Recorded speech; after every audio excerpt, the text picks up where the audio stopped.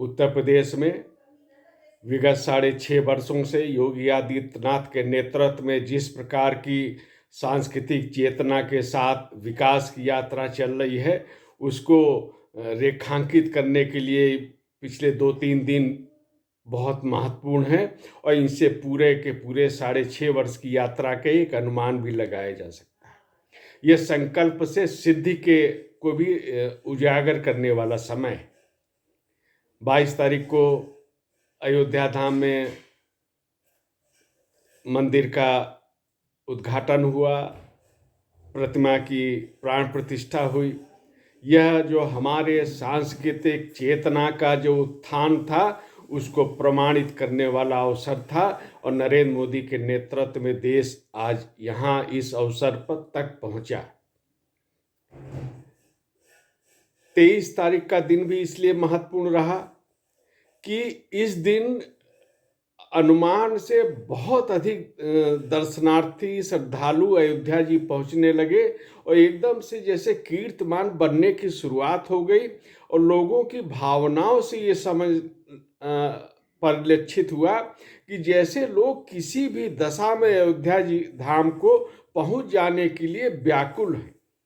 जब कुछ लोगों ने कहा कि जल्दी क्या है, क्या जल्दी थी उद्घाटन की, प्राण प्रतिष्ठा की, वो विषय भी पूरी तरह समाप्त हो चुका।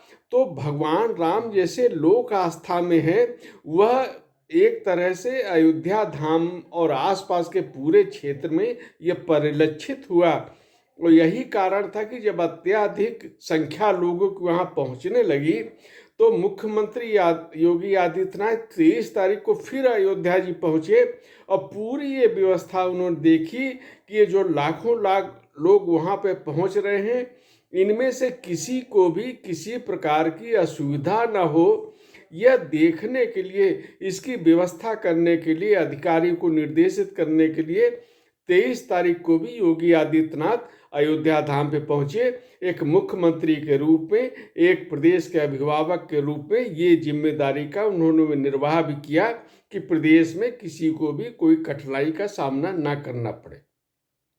24 जनवरी का दिन भी महत्वपूर्ण था। उत्तर प्रदेश अपना स्थापना दिवस मना रहा था।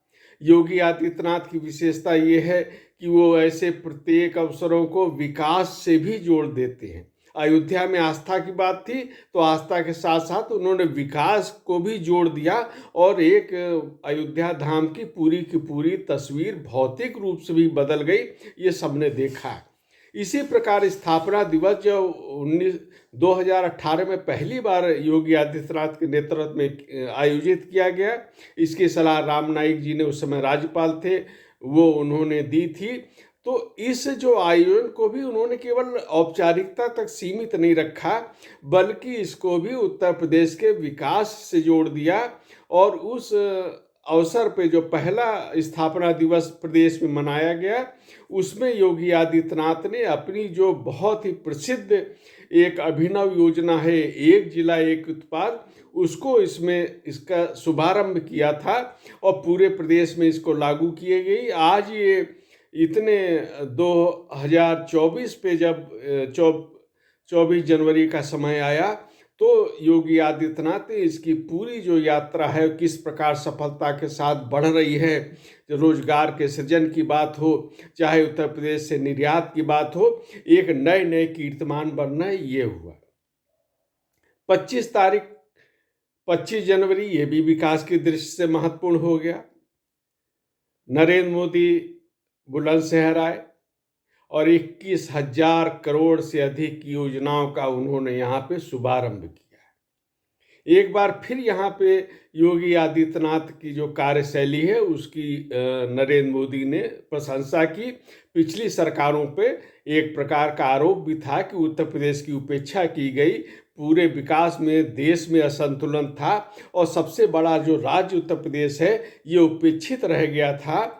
और उन्होंने ये भी कहा कि देश का विकास बिना उत्तर प्रदेश को विकसित बनाए संभव नहीं है और योगी आदित्यनाथ के ने ये धारणा बदल दी। डबल इंजन की सरकार ने विगत वर्षों में उत्तर प्रदेश को विकास की दिशा में तेजी से आगे बढ़ाने का कार्य किया है और जो एक जिला एक उत्पाद योजना थी, अब वो एक उसके साथ साथ एक जिला एक मेडिकल कॉलेज, ये लोगों की कल्पना भी नहीं था कि हर जिलों में मेडिकल कॉलेज होंगे।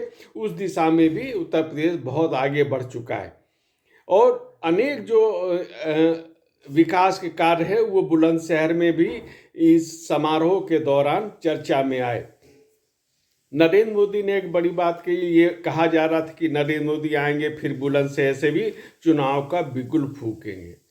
तो नरेंद्र मोदी ने कहा कि चुनाव केवल लक्ष्य नहीं है, उनका वो विकास का बिगुल फूकने आए हैं और उनकी यात्राओं में ये देखा भी जाता है और यही कार्य योगी आदित्यनाथ भी कर रहे हैं।